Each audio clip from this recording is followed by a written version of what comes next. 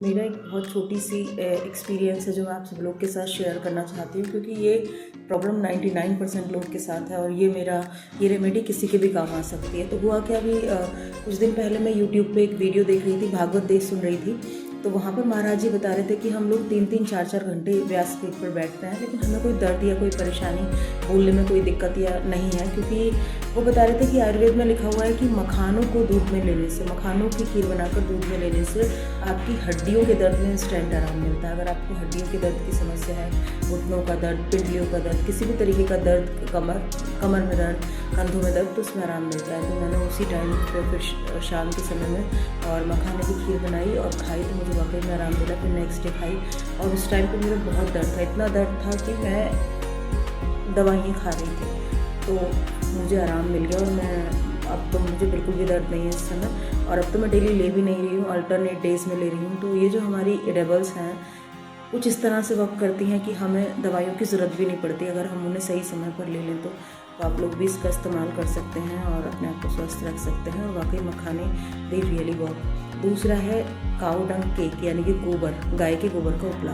तो उसको भी आप अपने किचन में शाम को जला के और उसकी धुनी अपने पूरे घर में कर सकते हैं। उसके धुएँ से सारी नेगेटिविटी जो होती है घर की, वो दूर होती है। और नेगेटिविटी का मतलब है आपके घर में बिना वजह की कलह रहना, चिंता होना, आपस में लड़ाई झगड़ा होना, छोटी छोटी बातों को लेकर चिड़चिड़ाहट होना, किसी के साथ भी झगड़ा हो जाना, सब कुछ होते हुए भी ऐसा लगना कि हम कितने दुखी हैं, कितने परेशान हैं, हमारे पास मतलब जीवन में सुकून का ना होना, जीवन में खुशियों का ना होना, तो वो सारी नेगेटिविटी ही है।